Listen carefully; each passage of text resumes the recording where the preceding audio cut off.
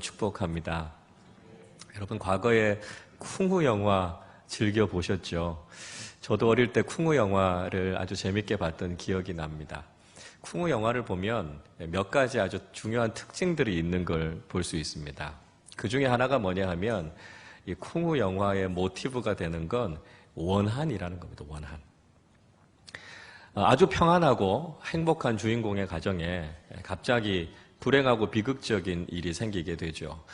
이 주인공을 너무너무 미워하고 싫어하는 이 권력자 또는 무술의 고수가 갑자기 주인공의 집에 쳐들어와서 부모님을 죽이거나 사랑하는 사람들을 죽입니다. 그래서 이 주인공이 그 악당을 향해서 피 끓는 복수심 같은 걸 갖게 되죠. 근데 문제는 뭐냐 하면 이 주인공이 자신의 힘으로는 그 원수를 갚을 수가 없다는 거죠.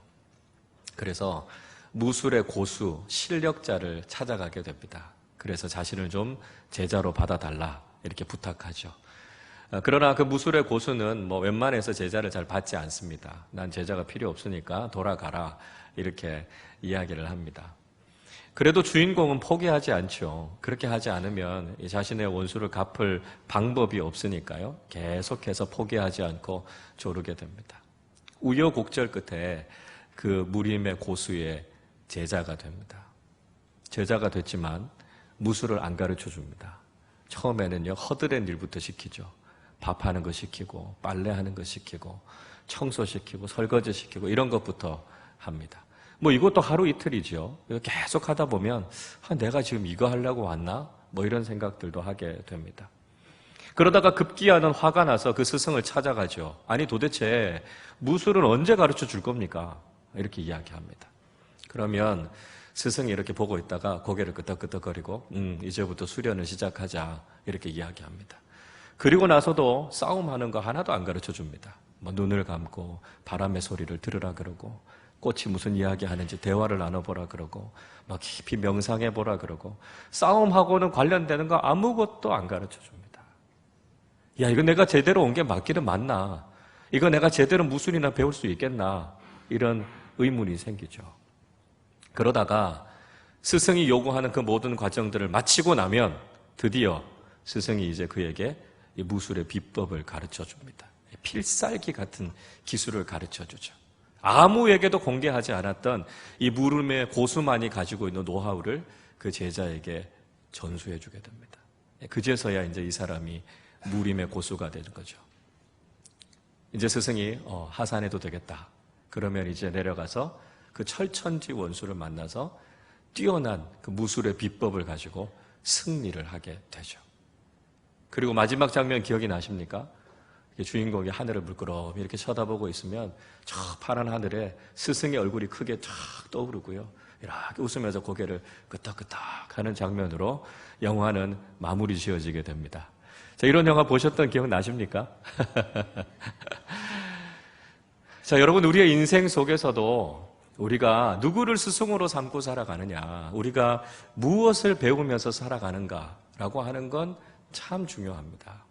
우리 스스로 내가 알아야 될 것들, 내가 해야 될 것들을 다 알 수가 없으니까요. 그래서 우리는 어릴 때부터 선생님들로부터 많은 것들을 배우게 됩니다. 우리의 삶에서 어떤 전공 분야, 이제 전문적인 분야를 내가 하려고 할 때 그 분야의 최고의 실력자, 최고의 전문가를 스승으로 모시고 그 사람에게 우리가 배우게 되는 거 아닙니까? 그러다 보면 어느새 우리가 그 스승을 닮아가게 되고요. 어느 순간인가 그 스승을 뛰어넘는 청출어람의 인물이 됩니다. 내가 이루고 싶었던 것을 이루게 되고 그런 성취감을 누리게 되는 것이죠. 여러분, 이것은 우리의 영적인 삶에도 적용해 볼 수 있겠다는 생각이 듭니다. 우리는 구원받은 그리스도인이 되었고요. 그리스도인으로 살아가고 있습니다.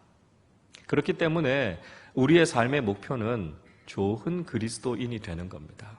성숙하고 온전한 그리스도인이 되는 것이죠. 자, 여러분, 어떤 사람이 좋은 그리스도인입니까? 어떤 사람이 성숙하고 온전한 그리스도인입니까? 사실 이 그리스도인이라고 하는 말 속에 답이 담겨져 있죠. 그리스도인, 그리스도를 닮은 사람이 좋은 그리스도인이고 성숙한 신앙인입니다. 작은 예수가 되어서 삶을 살아갈 때 예수님처럼 살아갈 수 있는 사람이 좋은 그리스도인이고 제자들이다 하는 것이죠. 우리가 좋은 제자가 되기 위해서는 좋은 스승을 만나야 됩니다. 그래서 예수님을 스승으로 하는 믿음의 삶을 살아갈 때 우리가 좋은 제자들이 될 수 있겠구나 하는 것을 알 수 있죠. 우리 교회가 가지고 있는 비전은 복음이 삶이 되는 제자 공동체입니다. 여러분 앞에 현수막 보이시죠? 우리 교회의 비전입니다. 이 말씀은 요한복음 1장 14절의 말씀을 모토로 하고 있습니다. 말씀이 육신이 되어 우리 가운데 거하심에 우리가 그의 영광을 보니 아버지의 독생자의 영광이요 은혜와 진리가 충만하더라. 우리가 믿고 있는 예수 그리스도, 말씀이 육신이 되신 분이십니다. 성육신하신 하나님이시죠. 말씀이 육신이 되었다라고 하는 이야기, 말씀이 사람이 됐다는 것입니다. 말씀을 삶으로 살았다라고 하는 것이죠. 그래서 우리가 말씀이 삶이 되는 제자 공동체, 그리스도인이 되기 위해서는 예수님처럼 주님의 말씀을 믿고 그 말씀대로 살아간다라고 하는 것을 의미한다라고 하는 것이죠. 그래서 우리의 목표는 예수 그리스도의 좋은 제자가 되는 것입니다. 예수님의 좋은 제자, 어떤 모습일까요? 말씀이 삶이 되는 제자 공동체, 우리가 어떻게 살아간다는 것을 이야기하고 있을까요? 우리는 이번 주부터 시작해서 몇 주 동안 마가복음의 말씀을 통해서 예수님의 제자가 되는 것이 어떤 모습인지를 함께 살펴보려고 합니다. 말씀을 통해서 우리 공동체가 말씀이 삶이 되는 제자 공동체가 될 수 있기를 바라고요. 우리 한 사람 한 사람이 주님을 꼭 닮은 예수 그리스도의 제자가 되시기를 주님의 이름으로 축복합니다. 자, 오늘 우리가 읽은 본문의 말씀은 예수님께서 처음 제자들을 부르시는 장면을 보여주고 있습니다. 베들레헴에서 태어나신 예수님께서는 이스라엘의 북쪽 지역인 갈릴리에서 성장하셨습니다. 갈릴리 지역의 대표적인 도시인 나사렛에서 주로 자라셨기 때문에 나사렛 사람이라고 하는 별명을 가지고 계셨죠. 그리고 갈릴리 지역에서 공생애를 시작하시면서 처음 제자들을 그곳에서 부르셨습니다. 가장 먼저 예수님의 제자로 부르심을 받았던 사람들, 베드로와 안드레였다 말씀하고 있죠.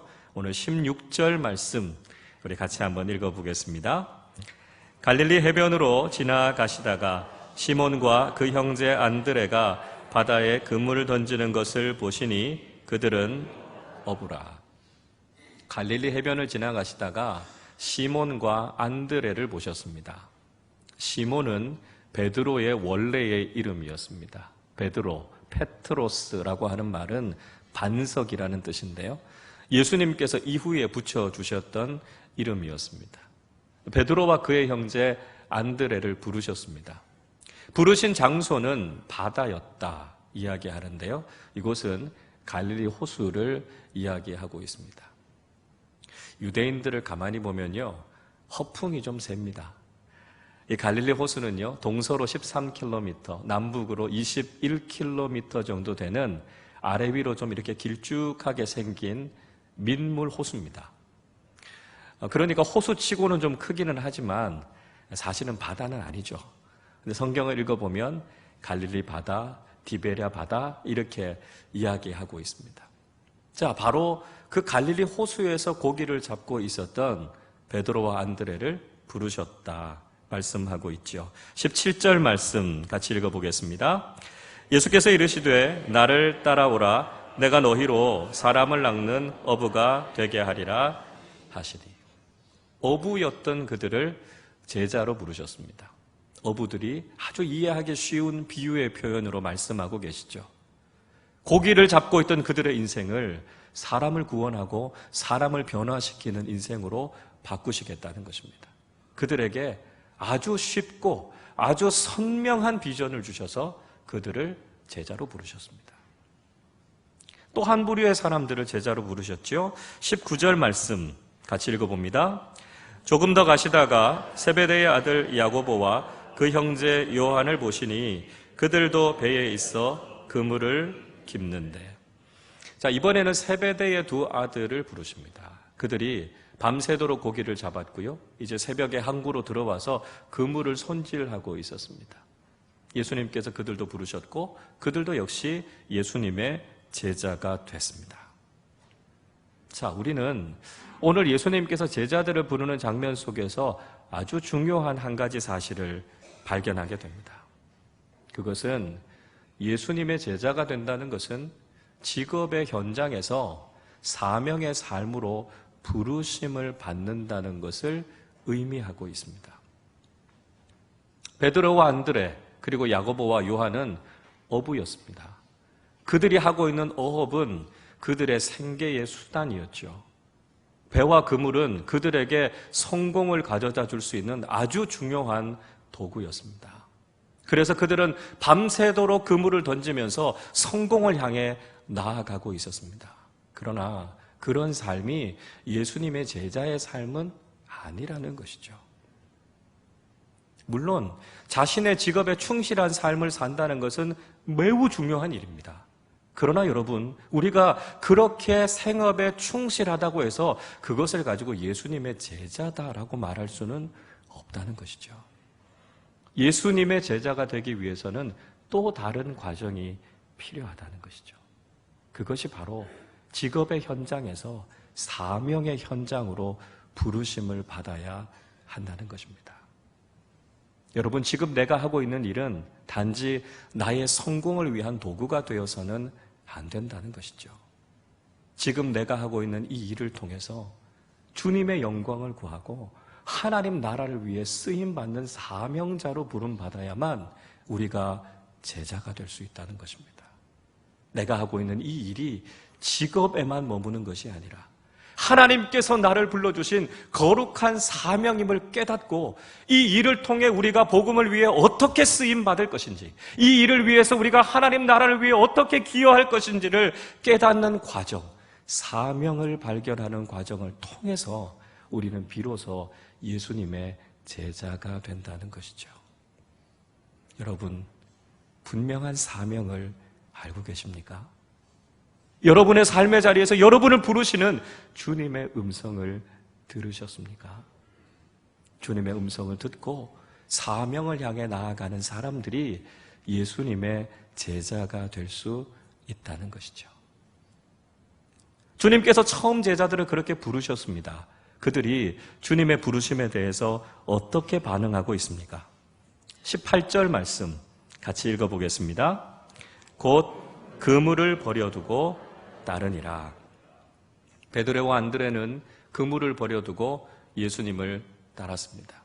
그들이 믿고 의지하고 있었던 것을 내려놓고 주님을 따랐습니다. 곧 즉각적인 순종을 했다 이야기하고 있습니다. 야고보와 요한도 역시 마찬가지였습니다. 20절 말씀 같이 읽어보죠. 곧 부르시니 그 아버지 세베대를 품꾼들과 함께 배에 버려두고 예수를 따라 가니라. 예수님의 부르심을 받았던 제자들은 자신이 소유하고 있는 것을 버려두고 주님을 따랐다. 성경은 이야기하고 있습니다. 버려두고라고 하는 헬라어 아펜테스라고 하는 말은 보내다, 이혼하다, 책임이나 의무를 거절하다 하는 의미가 있습니다. 이 말은 굉장히 단호한 의미를 가지고 있습니다.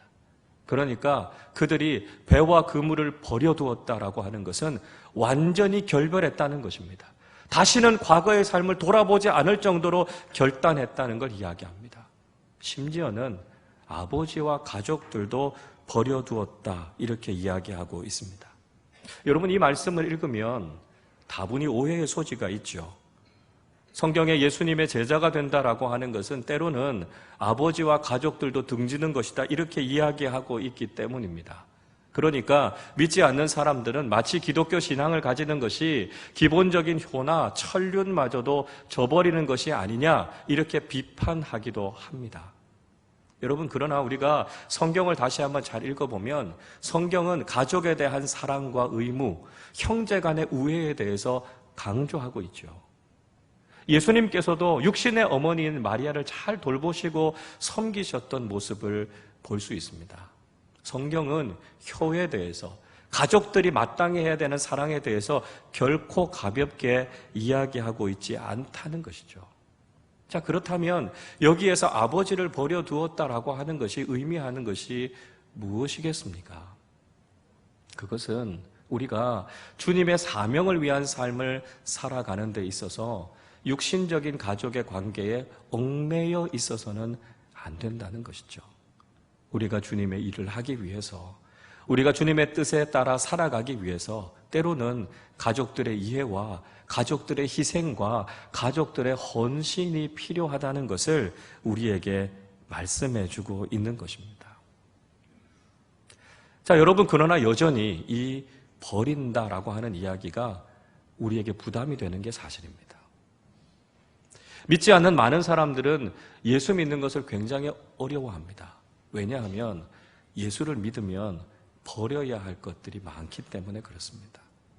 그동안 내가 누려왔던 것들을 이제 예수를 믿기 때문에 버려야 된다는 것이 부담이 돼서 예수 믿기 참 힘들다, 이렇게 이야기하시는 분들이 많습니다.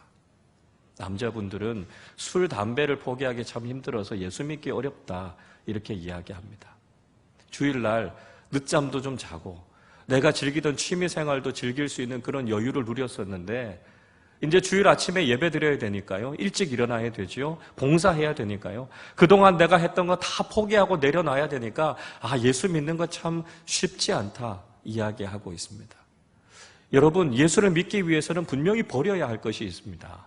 제자들이 배와 그물을 버려둔 것처럼 우리의 삶 속에서도 예수를 믿고 예수를 따르기 위해 버려야 하는 것들이 있다는 거죠. 자, 그렇다면 여러분, 우리가 주님의 제자가 되기 위해서 버린다라고 하는 게 무슨 의미일까요? 예수님의 제자들처럼 지금 우리가 하고 있는 직업과 생업을 다 버려야 한다는 의미이겠습니까? 모든 것을 버려두고 주님을 따른다라고 하는 것이 의미하는 것이 무엇일까요? 우리는 예수님의 부르심을 두 가지의 의미에서 이해할 수 있다고 생각이 됩니다. 한 가지는 전적인 헌신으로의 부르심입니다. 마치 제자들처럼 지금 자신이 하고 있는 모든 생업과 삶을 다 내려놓고 전적으로 주님의 복음을 위해서 헌신하는 거죠. 풀타임 사역자로 자신의 삶을 드리는 겁니다. 그래서 다른 직업을 갖지 않고 오직 주님을 섬기고 복음을 위한 일로 내 삶을 온전하게 드리는 것입니다. 예를 들면 목회자들이나 선교사들을 들 수 있겠죠. 그들은 자기의 더 이상의 세속적인 직업을 갖지 않고 주님을 섬기는 일을 위해서 자신의 삶을 온전히 드리게 됩니다. 그래서 때로는 가족들을 떠나서 낯선 땅, 이국 땅에서 복음을 위해서 헌신하는 삶을 살게 되는 것이죠. 자, 또 하나의 부르심은 우리의 직업, 우리의 생활의 현장 속에서 주님의 부르심을 받는 것입니다. 여러분, 이것은 모든 그리스도인들이 경험하게 되는 부르심이라는 것이죠. 이건 직장과 일터를 그만두는 것이 아닙니다. 중요한 것은 내가 지금 하고 있는 일과 그 직장 속에 몸을 담고 있지만 나의 삶의 목표가 그 일을 통해서 세상적인 성공을 추구하는 것이 아니라는 것이죠. 내가 비록 이 일을 하고 있지만 이것을 통해서 내가 얼마나 큰 성공을 이루고 얼마나 많은 세상적인 가치를 누릴 것인가가 아니라 지금 내가 하고 있는 이 일을 통해서 어떻게 주님의 복음을 전하고 하나님의 나라를 위해서 쓰임받게 될 것인가 하는 것이죠. 이 경우에 우리가 버린다라고 하는 것은 우리의 직업, 우리의 생계수단, 직장을 버린다는 것이 아니고요. 이 일을 통해서 내가 추구해왔던 세상의 가치와 세상의 성공을 내려놓는다는 것을 의미합니다. 내 삶의 목표가 이 세상에서 얼마나 더 많은 것을 가지느냐가 아니라 내 인생의 목표가 하나님의 나라를 위해서 얼마나 많이 쓰임받고 기여하느냐에 맞추어져 있어야 한다는 것이죠. 세상을 따라가는 사람들이 아니라 주님을 따라가는 사람들로 헌신하는 것, 그것이 바로 버려둔다라고 하는 것의 의미입니다. 또 다른 의미로 버려둔다라고 하는 말은 우선순위를 다르게 한다는 것을 의미합니다. 여러분, 우리가 예수 그리스도의 제자가 된다는 것은 우리의 삶의 우선순위를 점검해 보는 것입니다. 과거에 우리가 세상적인 성공을 우리의 삶의 우선순위로 여겼다면 이제는 복음의 가치와 하나님 나라의 가치를 우선순위에 두고 살아가는 사람들이 된다는 것이죠. 마태복음 6장 33절은 이렇게 말씀합니다. 그런즉 너희는 먼저 그의 나라와 그의 의를 구하라. 그리하면 이 모든 것을 너희에게 더하시리라. 예수님께서는 우리의 우선순위에 대해서 말씀하고 계십니다. 우리가 하나님의 나라와 하나님의 의를 구하는 사람들이 되어야 한다는 것이죠. 여러분, 먼저라고 하는 단어가 중요합니다. 우리의 우선순위가 하나님 나라와 복음에 맞추어져 있어야 한다는 것이죠. 그런 삶을 살기로 결단하고 헌신할 때 하나님께서 우리의 모든 삶에 더해 주시고 채워 주시는 은혜를 경험하게 된다는 것이죠. 우리가 그리스도인으로 살아가면서도 세상 사람들처럼 무엇을 먹을까, 무엇을 마실까, 무엇을 입을까가 우리의 삶의 우선순위가 된다면 우리는 절대로 주님의 제자가 될 수 없다는 것이죠. 하나님 나라와 그분의 복음이 늘 우리의 삶의 가장 우선되는 가치가 될 때 우리는 그리스도의 제자로 살아갈 뿐만 아니라 우리의 삶 속에 함께 하시는 하나님의 은혜를 경험하게 될 줄로 믿습니다. 여러분, 그러나 우리가 세상을 살아가는 동안 여전히 모든 것을 버린다, 제자의 삶을 산다는 것은 쉽지 않습니다. 하나님 나라와 복음을 위해서 살아간다는 것, 죄인인 우리에게는 만만치 않은 일입니다. 우리가 그렇게 살아가다가 혹시 세상에서 실패하고 뒤처지면 어떡할까 걱정과 염려가 있는 것이 사실입니다. 그러나 여러분, 이런 질문과 염려는 우리만의 문제는 아니었던 것 같습니다. 예수님을 따랐던 예수님의 제자들도 우리와 동일한 질문을 가지고 있었습니다. 마태복음 19장 27절은 이렇게 말씀합니다. 이에 베드로가 대답하여 이르되 보소서 우리가 모든 것을 버리고 주를 따라 싸운데 그런즉 우리가 무엇을 얻으리까? 예수님의 수제자였던 베드로는 자신들이 모든 것을 버리고 주님을 따랐을 때 그들이 과연 무엇을 얻게 될 것인지를 묻고 있습니다. 그들은 정말 주님의 부르심 하나 믿고 세상의 모든 것을 다 버렸습니다. 하나님 나라와 복음을 위해 헌신하는 삶을 살았습니다. 자신들의 선택이 혹시 후회할 만한 잘못된 선택이 아닌지 그들도 궁금했던 것이죠. 예수님께서 마태복음 19장 28절 29절에서 이렇게 말씀하십니다. 제가 새번역 성경으로 읽어드리겠습니다. 예수께서 그들에게 말씀하셨다. 내가 진정으로 너희에게 말한다. 새 세상에서 인자가 자기의 영광스러운 보좌에 앉을 때에 나를 따라온 너희도 12보좌에 앉아서 이스라엘 12지파를 심판할 것이다. 내 이름을 위하여 집이나 형제나 자매나 아버지나 어머니나 자식이나 땅을 버린 사람은 100배나 받을 것이요 또 영원한 생명을 물려받을 것이다. 예수님께서는 주님이 왜 모든 것을 버린 제자들의 삶을 향해서 두 가지 차원의 보상을 이야기하고 있습니다. 한 가지는 하나님 나라에서의 보상입니다. 새로운 세상, 예수님께서 하나님의 보좌 우편에 앉으시는 하나님의 나라에서 예수님의 제자들은 그 보좌에 함께 앉아 다스리는 권세를 누리게 될 것이라고 말씀합니다. 하나님 나라의 영광과 상급이 있게 될 것을 말씀하시는 것이죠. 또 한 가지는 이 땅에서 누리게 되는 보상입니다. 주님을 위해 기꺼이 헌신하고 희생하고 모든 것을 버린 사람들에게 100배나 풍성하게 채워주시겠다 말씀하고 있습니다. 여러분, 주님을 따라가는 예수님의 제자가 되는 삶은 이 세상에서 불행하거나 실패하는 삶이 아닙니다.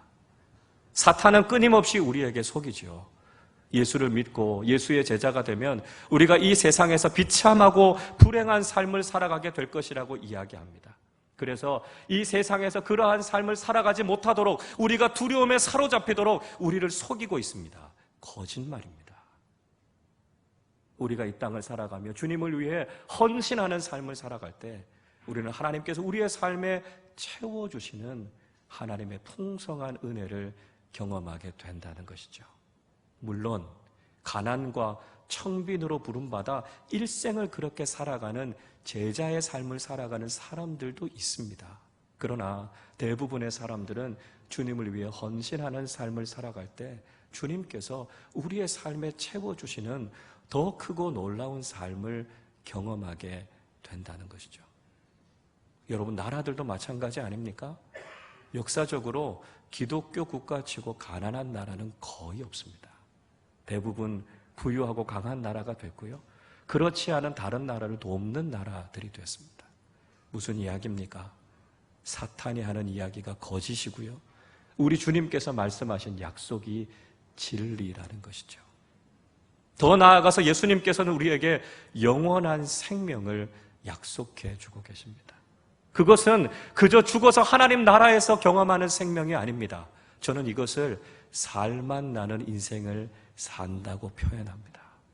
때로는 우리가 살아가는 삶 속에 힘들고 어려운 일들이 있지만 우리가 그리스도인으로 예수 그리스도의 참된 제자로 살아가는 삶은 예수 그리스도의 생명 때문에 날마다 살맛 나는 인생이 되는 줄로 믿습니다.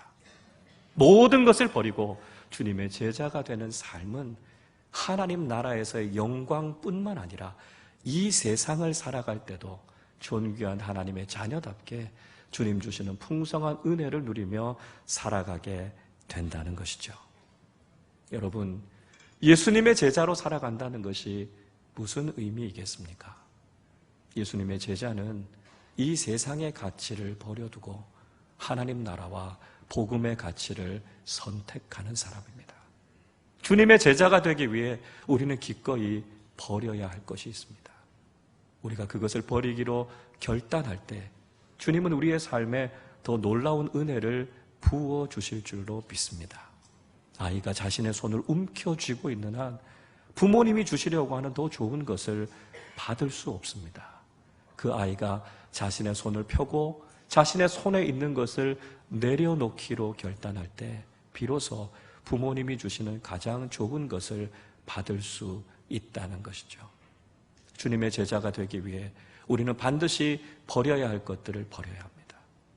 그 결단이, 그 선택이 쉽지 않을지라도 우리가 바로 그 선택을 할 수 있다는 것이 우리가 예수 그리스도의 제자로 살아간다는 것을 증명해 주는 길입니다. 그리고 우리가 바로 그런 선택을 할 수 있을 때 그것이 우리의 인생의 최상의 선택이라는 것을 알게 된다는 것이죠. 밭에 보화가 감추어져 있다는 것을 아는 사람은 기꺼이 자기 자신의 모든 재산을 버리고 그 땅을 삽니다. 경제학에서도 기회비용이라는 말이 있지 않습니까? 더 좋은 것, 더 가치 있는 것을 얻기 위해서 기꺼이 내가 포기하고 내려놓아야 하는 비용과 대가가 있다는 것이죠. 세상의 가치, 세상의 성공을 내려놓고 가장 소중한 하나님 나라와 복음의 가치를 선택할 수 있는 사람이 바로 예수 그리스도의 제자입니다. 주님의 부르심 앞에 세상적인 모든 것을 내려놓고 오직 주님의 말씀을 따라 순종하며 나아가 하나님께서 기뻐하시는 귀한 믿음의 삶을 사는 예수 그리스도의 제자들이 되시기를 주님의 이름으로 축원합니다. 기도하겠습니다.